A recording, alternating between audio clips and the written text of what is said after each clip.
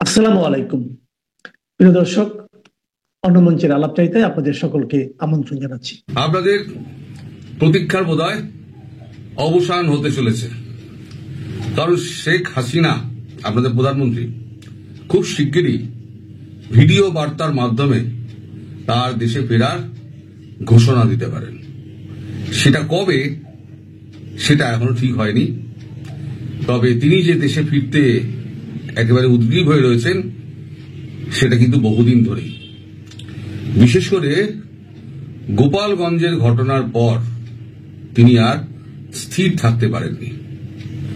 তিনি তখন ঠিক করেন যে তিনি এখনই দেশে ফিরবেন, কিন্তু ভারতীয় এজেন্সি এবং তার আত্মীয় স্বজন যারা আছেন তারা বলেন যে এখনো সময় হয়নি, তুমি এখন ফিরলে পরে তোমার প্রাণ নাশের আশঙ্কা আছে বা আপনার প্রাণ নাশের আশঙ্কা আছে, ফলে আর কদিন আপনি দাঁড়িয়ে যান। এই যে গত পরশুদিনকে রাত্রিবেলা যে মিটিংটা হলো আমাদের অজিত দোভালের সঙ্গে, যে মিটিংটা হলো সেখানে শি জিনপিং এর সঙ্গে কথা হলো, তারপর তিনি বুঝে গেছেন যে তিনটে বড় রাষ্ট্র তার সপক্ষে আজকে দাঁড়িয়ে গেছে এবং তাকে ব্যাকআপ দেওয়ার জন্য সমস্ত রকম সাহায্য তারা করবে। সে দেশ গঠন বলুন আর তার রাজনৈতিক ব্যবস্থার গঠন বলুন, সমস্ত কিছু তারা সামনে নেবে। এটা মোটামুটি একটা উনি বুঝে গিয়েছেন, কারণ দুটো বড় রাষ্ট্র নেতার সঙ্গে তার কথা হয়েছে, আমাদের দেশের সঙ্গে তার তো কথাবার্তা চলছেই, ফলে একটা মনের জোর এসছে তার। সেখান থেকেই তিনি স্থির করেছেন সময় এসে গেছে, এবার আমি দেশে ফিরব। তার আগে তিনি একটা ভিডিও বার্তা খুব শীঘ্রই দেবেন। এখন আপনারা দিন গুনুন, ভিডিও বার্তার জন্য আপনারা অপেক্ষা করুন। এখন বাংলাদেশে যা অবস্থা চলছে, এখানে তো বাংলাদেশের যে এই যে সরকার, ইউনূসের অবৈধ সরকার এবং তার নষ্ট উপদেষ্টারা কি করতে চাইছে বাংলাদেশটা নিয়ে তারা নিজেরাই জানে না। তারা লেখক, শিল্পী, সাংবাদিক, বুদ্ধিজীবী, বিচারক কেউ তাদের হাত থেকে পার পাচ্ছে না। যাকে ধরতে পারছে তাকে ধরে চালাচ্ছে। এখন যারা সমালোচক, যারা বুদ্ধিজীবী, সাংবাদিক, যারা সমালোচক, এই কলিমুল্লাহ সাহেব, আমাদের মঞ্জুর আলম পান্না সহ আরো অনেক মানুষ, শত শত, আমার তো আর নাম মনে নেই এত, কিন্তু তাদের যে হেনস্থা, এটা কিন্তু উনি বরদাস্ত করতে পারছেন না। উনি তো দেশে ফিরবেন, দেশে ফিরে যত মামলা 5 তারিখের পর হয়েছে, 5 আগস্ট 2024 পর হয়েছে, সব মামলাকে তিনি খারিজ করে দেবেন। এখন দুটো ব্যাপার সামনে এসে দাঁড়িয়েছে, এক, তিনি নির্বাচনের মাধ্যমে থাকবেন নাকি সরাসরি এই সরকারকে উৎখাত করে প্রধানমন্ত্রী হিসেবে তিনি বহাল হবেন।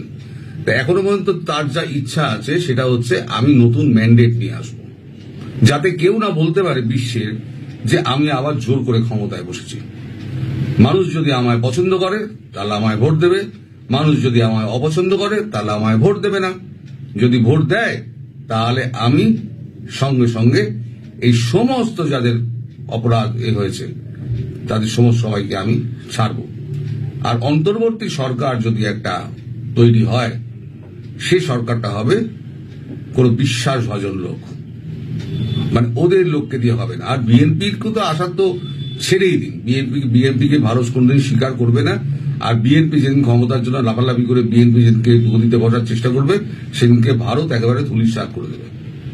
এইটা একদম মানে বুক টুকাই বলতে পারি যা ভেতরে আলোচনা হচ্ছে। এখন সব আলোচনা তো আর জানা যায় না, সবকিছু বলাও যায় না, অনেক রকম ব্যাপার আছে। তার এই ইচ্ছা অনিচ্ছা এর উপরে ভারত সরকার কোন রকম জোর খাটাচ্ছে না। তিনি কি করবেন, তার দেশ, তিনি কি করবেন, কি সিদ্ধান্ত নেবেন, এটা একান্তভাবে তাকেই নিতে হবে।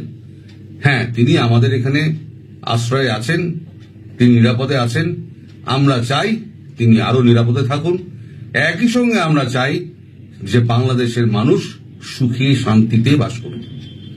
এই যে 15 বছর আগে, মানে গত 15 বছর ধরে উনি যে শাসন করে এসছেন, সেই সময়ের অনেক কুকীর্তি হয়েছে, সেটা উনিও মেনে নিয়েছেন। অনেক কুকীর্তি হয়েছে, ওনাকে না জানি, ওনাকে আড়ালে রেখে। এখন যে যারা কুকীর্তি করেছিল তারা কিন্তু তাদেরকে আর নেতৃত্বের জায়গায় আপনারা দেখতে পাবেন না, কাউকে না। এরা যে সমস্ত সব লাটায়ের সুতো কাটা হয়ে গেছে, যারা যারা ছিল, ওই 264 জনের যে একটা তালিকা তৈরি হয়েছে না, ওই তালিকায় 1 থেকে 264 অব্দি সব হচ্ছে 2 নম্বর লোকের তালিকা। এই 264 জন, তাদের মধ্যে ছোট বড় মেজ কচি সব নেতা রয়েছে।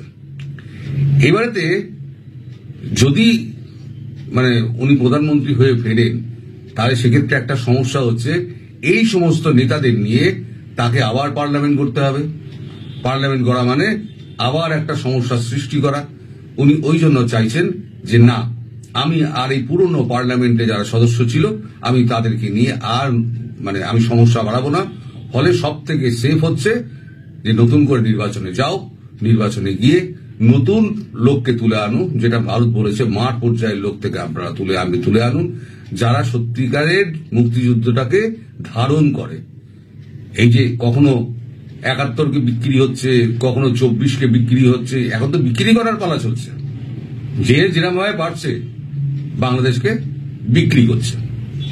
পাকিস্তানের সঙ্গে এত বন্ধুত্ব হচ্ছে, একেবারে ভিসা ওপেন করে দেওয়া হয়েছে, বিস্তর যাওয়া আসা হচ্ছে। এখন সমস্ত ক্যান্টনমেন্ট গুলোতে সমস্ত একেবারে ISI এর চড়াদের ভরে গিয়েছে। এখন সেগুলোর ব্যবস্থা ভারত যা করার, ভারত বলেছে আমরা করে নেবো, আপনাকে চিন্তা করতে হবে না, এগুলো আমরা করে নেবো। আর রইল পরে এবার ওয়াকারুজ্জামান এবং ডক্টর ইউনূস, এরা দুজনেই হচ্ছে একেবারে গদ্দারের শিরোমণি। এরা বাংলাদেশের শত্রু, এরা বাংলাদেশের বন্ধু নয়। এরা কোন রকমের টাকা কামাতে এসছে, টাকা কামিয়ে এরা বাইরে পালাবার চেষ্টা করবে। তো এদেরকে আটকানোর জন্য ভারতবর্ষ জাল বিছিয়ে রেখে দিয়েছে। এদের একটাও পালাতে পারবে না, সব কটা জালে ধরা পড়বে। হ্যাঁ, 31শে আগস্ট কিন্তু চলে গিয়েছে, মাথায় রাখবেন। 31শে আগস্ট চলে গিয়ে ডেডলাইন ছিল, সেটা কিন্তু চলে গিয়েছে। এরা মনে করেছে যে এভাবেই হয়তো চলে যাবে। গতকালকে একটা ঘটনা ঘটেছে। গতকালকে এই যে কাকলি ম্যাডামকে হঠাৎ তার মেয়ে স্কুল থেকে তাকে তুলে নিয়ে গেল। মেয়েটা স্কুল থেকে কি করে আসবে সে ব্যাপারে তাদের কোনো হুঁশ নেই। তারা বাড়ি থেকে অ্যারেস্ট করলো না, মেয়ের স্কুলে গেছে।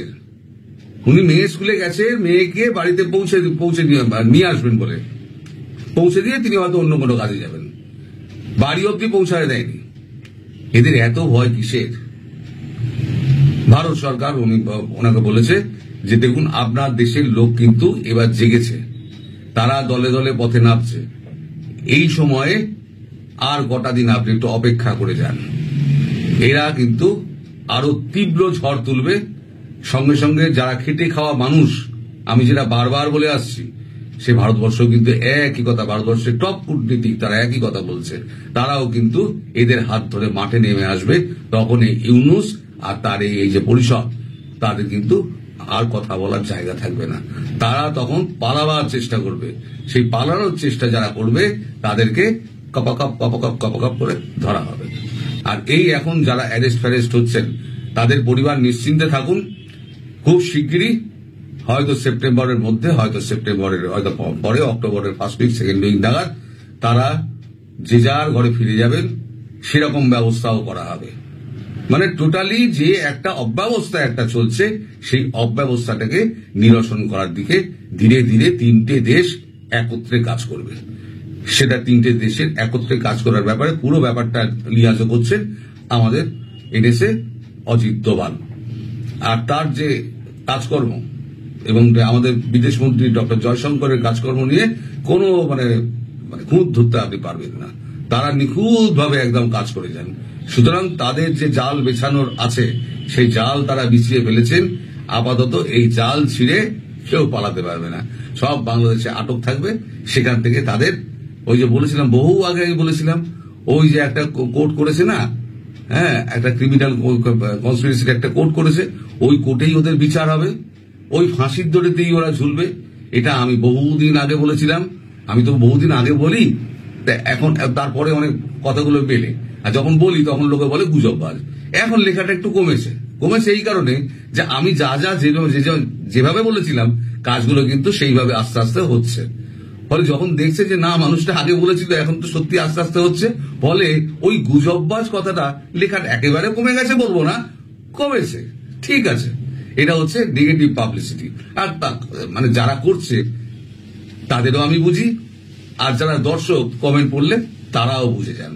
ফলে এটা নিয়ে আমি খুব একটা টেনশন করি না, কারণ এখন আমি ওগুলোর ঊর্ধ্বে উঠে গিয়েছি। গালাগাল করবি, গালাগাল কর, কতদিন করবি, তারপরে তো সেই তো জাল ছিঁড়ে পালাবি, পুকুর ছেড়ে তো পালাতে পারবি না। একটা কথা আছে হিন্দিতে, জানেন তো, হিন্দিতে কথাটা হচ্ছে ইনসান কো ইতনা মত ডরাও কে উসকা ডর খতম হয়ে যায়। মানে মানুষকে এতটা ভয় দেখিও না যে তার ভয়ই শেষ হয়ে যায়। আর ভয় যদি শেষ হয়ে যায়, মানুষের মৃত্যু ভয় হচ্ছে সব থেকে বড় ভয়। মৃত্যু ভয় যার যে নেই সে কিন্তু মারাত্মক। আর সব থেকে বেশি মরবে হচ্ছে এই ডক্টর ইউনুস, ওয়াকার আর এই অধ্যাপক, এই তিনজন। আর বাকি চ্যাংড়াগুলো যেগুলো আছে সেগুলো তো আছে, আচ্ছা করে পিছন দিকে যখন ডান্ডা পড়বে তখন সব ছিঁড়ে হয়ে যাবে, রাজনীতি একেবারে জানলা দিয়ে বেরিয়ে চলে যাবে। আপনাদের এতদিনকার সমস্যা, এতদিনকার আপনাদের লুকিয়ে পালিয়ে খেয়ে না খেয়ে আপনার বেঁচে থাকা, সেই দিন শেষ হয়ে আসছে। আবার যদি যখন সরকারে যদি উনি বসেন, আপনারা যদি ক্ষমতা দেন, তাহলে আবার আপনারা আগামী 15-20 বছর আবার শান্তিতে বাস করবেন, দেশ আবার আপনি থেকেই তৈরি হয়ে যাবে। আজকের যে বিষয়টি নিয়ে আলোচনা করবো যে সেটি হচ্ছে বর্তমান যে রাজনৈতিক প্রেক্ষাপট বিরাজ করছে, সেই প্রেক্ষাপট থেকে আমরা স্পষ্টতই দেখতে পাচ্ছি যে আওয়ামী লীগের জন্য একটি ঐতিহাসিক বিজয় অপেক্ষা করছে। 111-এর মতো 111-এ যেমন আওয়ামী লীগকে নিঃশেষ করে দেওয়ার চেষ্টা হয়েছিল, নেত্রীকে জেলে নেওয়া হয়েছিল, সেই সকল প্রতিকূলতা পেরিয়ে যেমন আওয়ামী লীগ 2008 সালে নির্বাচনে ল্যান্ডস্লাইড ভিক্টরি নিয়ে মাননীয় প্রধানমন্ত্রী হয়েছিলেন, ঠিক একইভাবে এইবারও এইরকম একটি ঐতিহাসিক বিজয় বাংলাদেশ আওয়ামী লীগের জন্য অপেক্ষা করছে। সো আসলে একটু ব্যাকগ্রাউন্ডটা একটু দেখি যে 111-এ কি হয়েছিল, 111 নিয়ে একটু কথা বলি, তারপরে কিভাবে আমরা বলতে পারি নির্দ্বিধায় স্পষ্ট বলতে পারি যে বাংলাদেশের জন্য একটি ঐতিহাসিক বিজয় কিভাবে অপেক্ষা করছে বাংলাদেশ আওয়ামী লীগের জন্য। সো 111-এ যে ঘটনাটি ঘটেছিল, প্রথম যদি বলি যে 111-এ প্রথম বঙ্গবন্ধু কন্যা শেখ হাসিনা যখন লন্ডনে ছিলেন তখন তাকে বাংলাদেশে যেতে নিষেধ করা হয়েছিল। সো বাংলাদেশে যখন প্রথম যেতে নিষেধ করা হয়েছিল, বিবিসিতে যখন সংবাদ আসলো, সংবাদ আসার সাথে সাথে আমরা 9 জন শাহবাগের যে ফুলের দোকান, এই দোকানগুলো থেকে তাৎক্ষণিকভাবে ঢাকা বিশ্ববিদ্যালয়ের 9 জন আমরা মিছিল করেছিলাম, প্রতিবাদ করেছিলাম। মাত্র 9 জন, দেখেন পরিস্থিতি খুবই ভয়াবহ পরিস্থিতি ছিল। তারপরে নেত্রী বলেছেন যে আমি বাংলাদেশে যেতে চাই, আমার মাটিতে যেতে চাই, আমি এই দেশের জনগণকে ভালোবাসি, আমি এই দেশের জনগণ ছাড়া থাকতে পারবো না। তারপরে নেত্রী সকল বাধা উপেক্ষা করে উনি বাংলাদেশে যান। বাংলাদেশে যাওয়ার পরে 2007 সালের জুলাই মাসে মাননীয় প্রধানমন্ত্রীকে, তৎকালীন বিরোধী দলের নেত্রী শেখ হাসিনাকে গ্রেপ্তার করা হয়। তখন যে পরিস্থিতিটা আমাদেরকে ফেস করতে হয়েছিল, যে আমাদেরকে তখন মোটামুটি 3টি শক্তির বিরুদ্ধে আমাদেরকে লড়াই করতে হয়েছিল। 3টি বাধা আমাদের সামনে ছিল। নাম্বার 1 বাধা হচ্ছে যেটা, যে তখন আমাদের যে মঈনুদ্দিন ফখরুদ্দিনের যে সরকার ছিল, সেই সরকারের বিরুদ্ধে আমাদের ধারাবাহিক আন্দোলন করতে হয়েছিল। তারপরে যে বিষয়টি ছিল, এই মঈনুদ্দিন ফখরুদ্দিন সরকার ব্যতীত সংস্কারপন্থী একটা গ্রুপ ছিল। এই যারাই সংস্কারপন্থী ছিল, এই যে দেখেন এই গ্রুপটা, এরা যারা এখানে ছিল, দুঃখিত তাদের এখানে না ইয়াটা প্রকাশ করার জন্য, তারা এখন সবাই আওয়ামী লীগ করে, বাট তখন এরা সংস্কারপন্থী গ্রুপ নামে পরিচিত ছিল, তাদেরকেও আমাদের ফেস করতে হচ্ছে। আমি আপনাদেরকে একটি বিষয় বলি, যে 3টি বিষয়ের বাংলাদেশে তখন বাংলাদেশ আওয়ামী লীগ প্রবলেম ফেস করত, স্ট্রাগল করতে হয়েছে যে 3টি বিষয়ের বিরুদ্ধে, সেটি হচ্ছিল মঈনুদ্দিন ফখরুদ্দিন সরকার, সংস্কারপন্থী গ্রুপ, এবং আরেকটা বাধা ছিল মাননীয় প্রধানমন্ত্রী বঙ্গবন্ধু কন্যা শেখ হাসিনা তখন জেলে ছিলেন। এই 3টা বড় বাধা ছিল। তখন আমরা দেখেন, এই যে আমি একটা ছবি দিই, যে দেখেন এই যে ছবিটা, এটা মিছিলের ছবি, কলাভবনের ছবি। এই যে কলাভবনের ছবি, লাল বৃত্ত মাঝখানে যেটা দেখছেন সেটা আমার নেতৃত্বে এই মিছিলটা হয়েছিল, এবং অন্যান্য নেতৃবৃন্দ ছিল, তারাও নেতৃত্ব দিয়েছে। সো এই যে মিছিলটা আমরা করেছি, এই মিছিলটা করা আমাদের জন্য এত সহজ ছিল না, অনেক কঠিন ছিল। আমরা এই মিছিলটা একদিক দিয়ে করেছি, একটু পরে সংস্কারপন্থীরা আবার তাদের ছেলেবেলে দিয়ে মিছিল করিয়েছিল। আমাদেরকে এই প্রতিকূল পরিস্থিতি ফেস করে তখনকার আন্দোলন সংগ্রাম করতে হয়েছে। এই যে আপনাদেরকে আরেকটা মিছিল দেখাই, যে এই মিছিলটা এই যে দেখেন, শেখ হাসিনার মুক্তি চাই, কালো কাপড় বেঁধে এখানে আসেন, আপনারা সবাই তাদেরকে চিনেন। আমরা এই মিছিলটা করেছি কার্জন হলে। আবার এই দিক দিয়ে আমাদের বিপক্ষে আবার সংস্কারপন্থীরাও মিছিল করেছিল। সো আমাদের মিছিল, আমাদের সংগ্রাম, আন্দোলনটা 111-এ অত সহজ ছিল না, অনেক কঠিন ছিল। তিনটা বললাম তো, তিনটা শক্তি, মইনুদ্দিন ফখরুদ্দিন সরকার, সংস্কারপন্থী, তারপর আবার নেত্রী জেলে ছিল। এই স্ট্রাগল গুলো পার করে আমরা তখনকার আন্দোলন করতে হয়েছিল। তখন দীর্ঘ এই আন্দোলন সংগ্রাম করে, দীর্ঘ আন্দোলন সংগ্রামের মাধ্যমে এই যে আমরা বললাম প্রথম যে আমরা মিছিল করেছি শাহবাগে ফুলের দোকানে 9 জন থেকে, তারপরে এই বড় মিছিলগুলো হচ্ছে, তারপরে এই বড় মিছিলগুলো হয়েছিল, এই মানুষ আস্তে আস্তে বাড়া শুরু করেছিল। তারপরে দীর্ঘ সময় পরে আমাদের এই আন্দোলনের ফলে দীর্ঘ 11 মাস কারাবরণ করার পরে 2008 সালের 11ই জুন নেত্রী মুক্তি পান। তখন চিন্তা করে দেখেন যে আমাদের এই যে মিছিলগুলো ছিল এত সহজ ছিল না, এবং সবচেয়ে বড় কথা যে আমাদের তিনটা গ্রুপের, তিনটা শক্তির বিরুদ্ধে আমাদের এই কঠিন লড়াই করতে হয়েছে। এই তিনটা শক্তির বিরুদ্ধে আমাদেরকে কঠিন আন্দোলন করতে হয়েছে, অনেক ত্যাগ স্বীকার করতে হয়েছে। তারপরে দীর্ঘ এই আন্দোলন শেষে মাননীয় প্রধানমন্ত্রী শেখ হাসিনা মুক্তি পান এবং নির্বাচন হয়। সেই নির্বাচনে আওয়ামী লীগ ল্যান্ডস্লাইড ভিক্টোরি নিয়ে ক্ষমতায় আসে। এখন তখন আরেক সবচেয়ে বড় বিষয় ছিল, আমাদেরকে শুধু কিন্তু পুলিশ আর্মি দৌড়াইতো না, মাঝে মাঝে সংস্কারপন্থীরা আমাদেরকে দৌড়াইতে পারে নাই। মানে আমি বুঝাতে চাচ্ছি যে তাদের সে বাধা বিপত্তিও আমাদের অতিক্রম করতে হয়েছে তৎকালীন সময় 111-এ। এখন যে প্লাস পয়েন্টটা, এখন হচ্ছে আমাদের প্লাস পয়েন্ট গুলো দেখেন। আমি মনে করি কেন যে ল্যান্ডস্লাইড ভিক্টোরি আমাদের জন্য অপেক্ষা করছে, যে এখন যে আমাদের সুবিধা যেটা হচ্ছে, দেখেন সবচেয়ে বড় যে সুবিধা সেটি হচ্ছে যে নেত্রী বাহিরে আছেন, নেত্রী সমস্ত নেতা কর্মীদের সাথে যোগাযোগ করতে পারছেন, এটা হচ্ছে সবচেয়ে প্লাস পয়েন্ট। আর দ্বিতীয় হচ্ছে নেত্রী বাহিরে থাকার কারণে, সমস্ত নেতা কর্মীদের সাথে যোগাযোগ করতে পারার কারণে এখন কোনো বাংলাদেশ আওয়ামী লীগের কোনো সংস্কারপন্থী কোনো গ্রুপ বা নেত্রীর বিরুদ্ধে কোনো গ্রুপ বা আওয়ামী লীগের বিরুদ্ধে কোনো গ্রুপ নাই। তার মানে হচ্ছে আওয়ামী লীগ ঐক্যবদ্ধ। এখন একটি বিষয় আপনি বলেন যে আওয়ামী লীগ যখন ঐক্যবদ্ধ, তখন এই বাংলাদেশে, এই পৃথিবীতে এই বা আওয়ামী লীগকে দাবিয়ে রাখার মতো শক্তি সামর্থ্য কারণেই ঐক্যবদ্ধ আওয়ামী লীগকে কেউ হারাতে পারে না। আর পাশাপাশি যে বিজয়টা বললাম যে আমাদের জন্য বাংলাদেশ আওয়ামী লীগের জন্য একটা ঐতিহাসিক বিজয় অপেক্ষা করছে। কেন অপেক্ষা করছে আপনি দেখেন, এটা হচ্ছে যে আমি বললাম যে আওয়ামী লীগের কথা বললাম, যে আওয়ামী লীগ এখন শেখ হাসিনা বাহিরে আছেন, নেতা কর্মীদের সাথে যোগাযোগ করতে পারছেন, আওয়ামী লীগ ঐক্যবদ্ধ, সংস্কারপন্থী নাই, এটা হচ্ছে আওয়ামী লীগের পার্ট।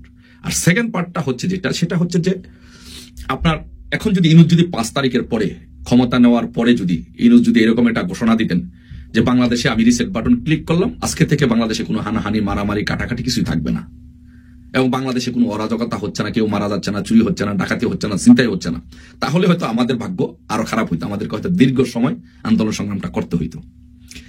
বাট এখন আপনার ইনুসের অপকর্মের ফলে, ইনুস এত অপকর্ম করছে, এত অপকর্ম করে যাচ্ছে, যার ফলে বাংলাদেশের মানুষ, প্রত্যেকটি মানুষ আজকে শেখ হাসিনাকে ফিল করছে, আওয়ামী লীগ শাসনামলকে ফিল করছে। ইনুস বলছে যে বাংলাদেশকে শেখ হাসিনা গাজা হিসেবে রেখে গেছেন, বাংলাদেশের মানুষ ভাবছে যে না, পদ্মা সেতু, শেখ হাসিনা পদ্মা সেতু করেছেন, মেট্রো রেল করেছেন, মসজিদ করেছেন, এগুলো করেছেন, যার জন্য মানুষের মনে হৃদয়ে গেঁথে গিয়েছে শেখ হাসিনার এই কাজগুলো। আরেকটা বিষয় চিন্তা করেন, আপনি কি বাংলাদেশে কখনো শুনেছেন যে কবর থেকে একজন মানুষের লাশ তুলে আগুন দিয়ে পোড়া দিয়ে দিতে? এই যে দেখেন যে একজন মানুষ, নুরাল পাগলা রাজবাড়িতে, তার লাশ কবর থেকে তুলে আগুন দিয়ে পুড়িয়ে দেওয়া হয়েছে। এই আইএমএ জাহিলিয়াতের যুগেও আমরা এরকম ধরনের বিভৎস ঘটনা আমরা শুনি নাই। এটাই হচ্ছে আইএমএ ইনুসিয়ার যুগ। বাংলাদেশের মানুষ মনে করছে এটা এখন আইএমএ ইনুসিয়া যুগ। পুলিশকে মেরে টানিয়ে রাখা হয়েছে। মানুষ এখন, মানুষের আপনার ডোবা, নালা, খাল, বিল, এগুলোতে লাশ বেশি উঠছে, লাশের বাগান পাওয়া যাচ্ছে। বাংলাদেশ এখন লাশের দেশ হয়ে গেছে, দর্শনের নগরী হয়ে গেছে। তো এই কাজগুলো, ইনুসের অপকর্মগুলো, পাশাপাশি আপনি চিন্তা করেন, জোর করে আওয়ামী লীগকে নিষিদ্ধ করছে, ছাত্রলীগকে নিষিদ্ধ করছে, যুবলীগকে নিষিদ্ধ করছে, জাতীয় পার্টির অফিস ভাঙচুর করে আগুন দিয়ে জ্বালিয়ে পুড়িয়ে দেওয়া হচ্ছে। এই যে ইনুসের অপকর্ম, এই অপকর্মের ফলে মানুষ ব্যবসা বাণিজ্য করতে পারছে না, অর্থনীতির স্থিতিশীলতা নাই, মানুষ চাকরি হারাচ্ছে, মানুষের জীবন নাবিশ্বাস হয়ে উঠছে। এর ফলে মানুষ এখন শেখ হাসিনাকে ফিল করা শুরু করছে, শেখ হাসিনাকে ভাবা শুরু করেছে, শেখ হাসিনাকে অনুভব করছে। আর পাশাপাশি ওই দিক দিয়ে আওয়ামী লীগের সে অ্যাডভান্টেজ, আওয়ামী লীগ ঐক্যবদ্ধ, নেত্রী বাহিরে আছে। তো সব মিলিয়ে ইনশাল্লাহ বলতে পারি যে বাংলাদেশ আওয়ামী লীগের জন্য 111-এর পরে যেরকম একটা ল্যান্ডস্লাইড ভিক্টরি হয়েছিল, একইভাবে আওয়ামী লীগের জন্য আরেকটি ল্যান্ডস্লাইড ভিক্টরি ইনশাল্লাহ অপেক্ষা করছে। সবাই ঐক্যবদ্ধ থাকুন, সময়ের প্রয়োজনে ইনশাল্লাহ আরেকটি ল্যান্ডস্লাইড ভিক্টরি হবে বাংলাদেশ আওয়ামী লীগে। সবাই ভালো থাকবেন। জয় বাংলা, জয় বঙ্গবন্ধু।